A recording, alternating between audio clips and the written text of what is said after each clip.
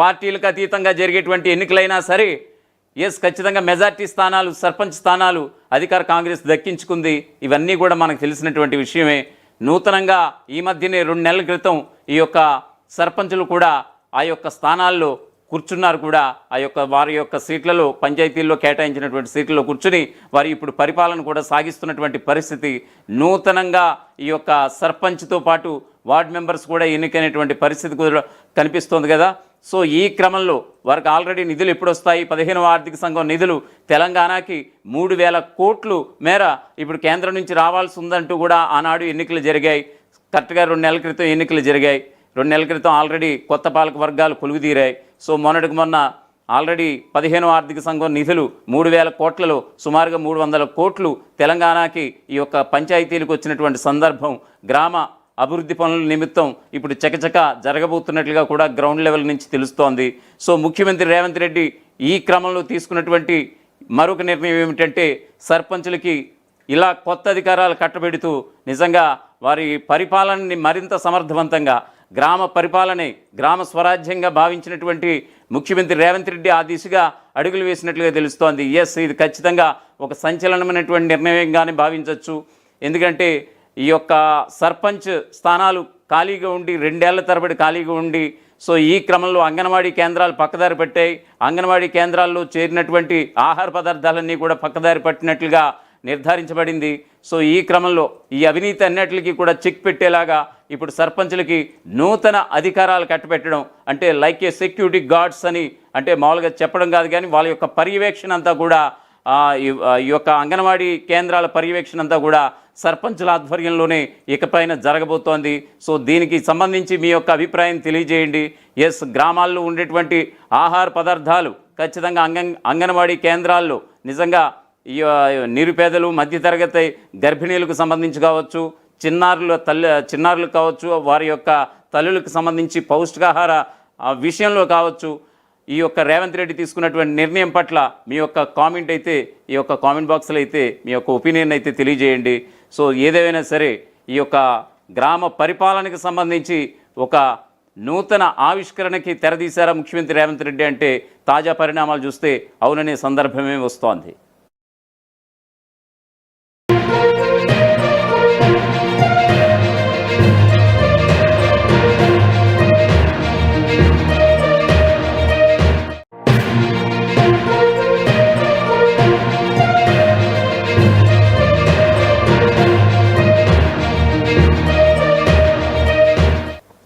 Big breaking news. ముఖ్యమంత్రి రేవంత్ రెడ్డి ఒక సంచలన నిర్ణయం అయితే తీసుకున్నారు. గ్రామాల పట్ల ఆయన ఇప్పుడు ఫోకస్గా ఉన్నట్లుగా తెలుస్తోంది. మరి ముఖ్యంగా అంగన్వాడీ కేంద్రాల్లో సుమారుగా అవినీతి అక్రమాలు జరుగుతున్నట్లుగా ప్రభుత్వం భావించింది. సో ఈ క్రమంలో సర్పంచులకి ఒక కొత్త అధికారాలు అయితే ఇచ్చినట్లుగా తెలుస్తోంది. అవును, అంగన్వాడీ కేంద్రాల పర్యవేక్షణ అంతా కూడా సర్పంచ్ ఆధ్వర్యంలోనే ఇప్పుడు నడవబోతోంది. సర్పంచులకు ఇప్పుడు కొత్త డ్యూటీలు అయితే ఏర్పాటైనట్లుగా తెలుస్తోంది. ఈ యొక్క కమిటీ అయితే ఏర్పాటు కాబోతోంది. ప్రతి గ్రామంలో ఉన్నటువంటి పంచాయతీలకు సంబంధించి ప్రతి పంచాయతీకి ఒక కమిటీ ఉంటుంది. సో ఈ కమిటీలో ఈ యొక్క చైర్మన్గా సర్పంచే ఉండబోతున్నారు. అలాగే మిగతా 10 మంది సభ్యులు, అంటే 11 మంది సభ్యులతో కూడినటువంటి ఈ కమిటీకి చైర్మన్గా సర్పంచ్ ఉన్నట్లయితే మిగతా 10 మంది కూడా అంగన్వాడీ టీచర్ అందులో ఉంటారు. అలాగే మరికొంతమంది సభ్యులుగా కూడా ఉంటారు.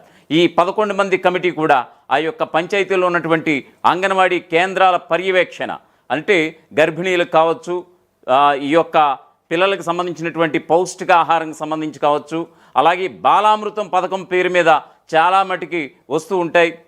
ఈ యొక్క అంగన్వాడీ కేంద్రాలకి ఆహార పదార్థాలన్నీ వస్తూ ఉంటాయి. ఇవన్నీ కూడా పక్కదారి పట్టాయి గడిచిన 2 ఏళ్లుగా అనేటువంటిది ఇప్పుడు ప్రభుత్వం గుర్తించింది. సో ఈ క్రమంలో ఈ అవినీతి అక్రమాలకు చెక్ పెట్టాలంటే గ్రామ పరిపాలనతోనే అది సుసాధ్యమైనట్లుగా ఇప్పుడు ముఖ్యమంత్రి రేవంత్ రెడ్డి అయితే నమ్మడం జరిగింది.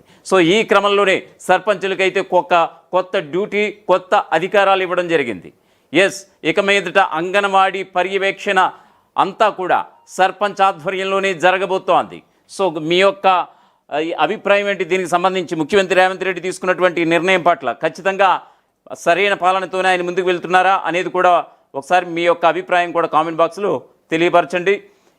తెలంగాణలో పల్లెల్లో కొలువుదీరినటువంటి కొత్త సర్పంచులకు కొత్త అధికారాలు కట్టబెడుతూ రేవంత్ సర్కార్ కీలక నిర్ణయం తీసుకుంది. ఇక నుంచి గ్రామాల్లోని అంగన్వాడీ కేంద్రాలను తనిఖీ చేసే అధికారాలను సర్పంచులకు అప్పగించారు.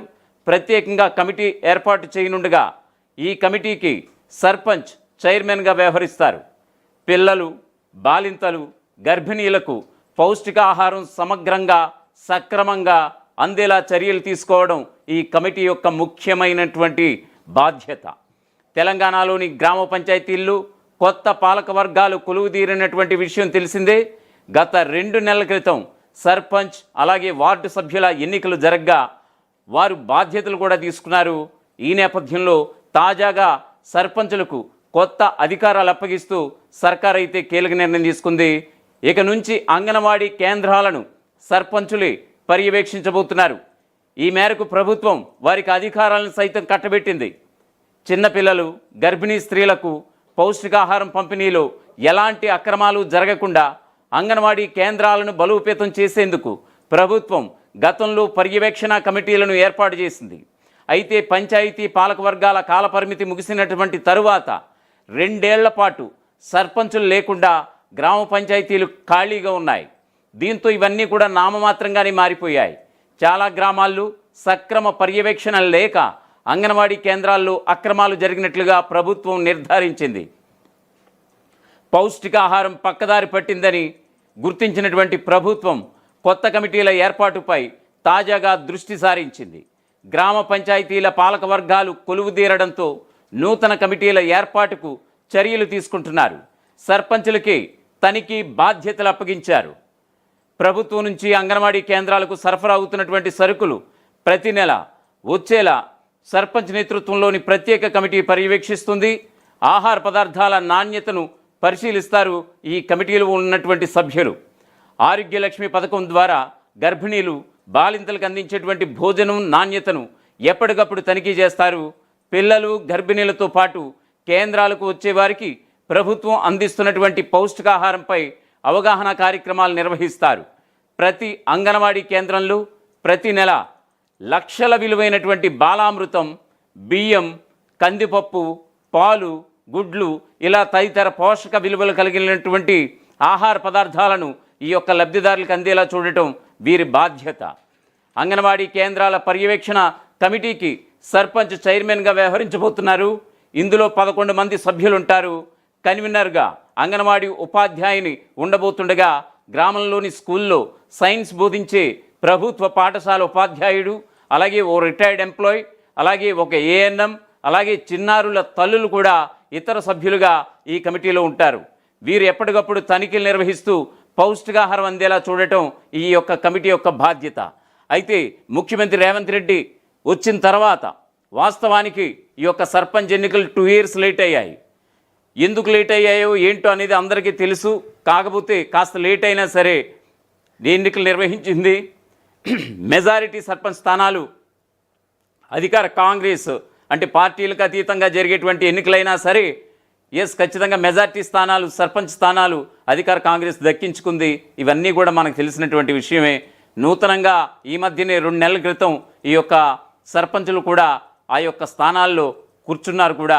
ఆ యొక్క వారి యొక్క సీట్లలో, పంచాయతీల్లో కేటాయించినటువంటి సీట్లలో కూర్చుని వారు ఇప్పుడు పరిపాలన కూడా సాగిస్తున్నటువంటి పరిస్థితి. నూతనంగా ఈ యొక్క సర్పంచ్తో పాటు వార్డ్ మెంబర్స్ కూడా ఎన్నికైనటువంటి పరిస్థితి కూడా కనిపిస్తోంది కదా.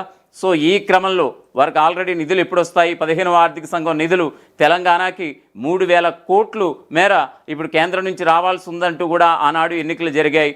కరెక్ట్గా 2 నెలల క్రితం ఎన్నికలు జరిగాయి. 2 నెలల క్రితం ఆల్రెడీ కొత్త పాలక వర్గాలు కొలువుదీరాయి. సో మొన్నటికి మొన్న ఆల్రెడీ 15వ ఆర్థిక సంఘం నిధులు 3,000 కోట్లలో సుమారుగా 300 కోట్లు తెలంగాణకి ఈ యొక్క పంచాయతీలకు వచ్చినటువంటి సందర్భం.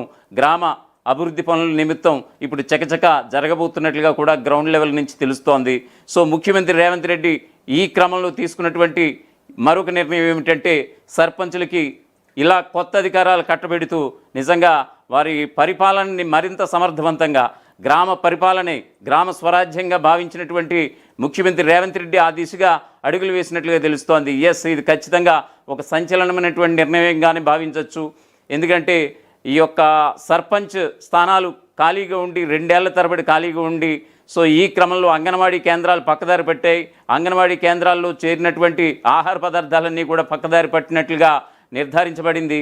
సో ఈ క్రమంలో ఈ అవినీతి అన్నిటికీ కూడా చెక్ పెట్టేలాగా ఇప్పుడు సర్పంచులకి నూతన అధికారాలు కట్టబెట్టడం, అంటే లైక్ ఏ సెక్యూరిటీ గార్డ్స్ అని, అంటే మామూలుగా చెప్పడం కాదు కానీ వాళ్ళ యొక్క పర్యవేక్షణ అంతా కూడా ఈ యొక్క అంగన్వాడీ కేంద్రాల పర్యవేక్షణ అంతా కూడా సర్పంచుల ఆధ్వర్యంలోనే ఇకపైన జరగబోతోంది. సో దీనికి సంబంధించి మీ యొక్క అభిప్రాయం తెలియజేయండి. ఎస్, గ్రామాల్లో ఉండేటువంటి ఆహార పదార్థాలు ఖచ్చితంగా అంగన్వాడీ కేంద్రాల్లో నిజంగా ఈ నిరుపేదలు, మధ్యతరగతి గర్భిణీలకు సంబంధించి కావచ్చు, చిన్నారులు కావచ్చు, వారి యొక్క తల్లులకు సంబంధించి పౌష్టికాహార విషయంలో కావచ్చు, ఈ యొక్క రేవంత్ రెడ్డి తీసుకున్నటువంటి నిర్ణయం పట్ల మీ యొక్క కామెంట్ అయితే ఈ యొక్క కామెంట్ బాక్స్లో అయితే మీ యొక్క ఒపీనియన్ అయితే తెలియజేయండి. సో ఏదేమైనా సరే ఈ యొక్క గ్రామ పరిపాలనకు సంబంధించి ఒక నూతన ఆవిష్కరణకి తెరదీశారా ముఖ్యమంత్రి రేవంత్ రెడ్డి అంటే తాజా పరిణామాలు చూస్తే అవుననే సందర్భమే వస్తోంది.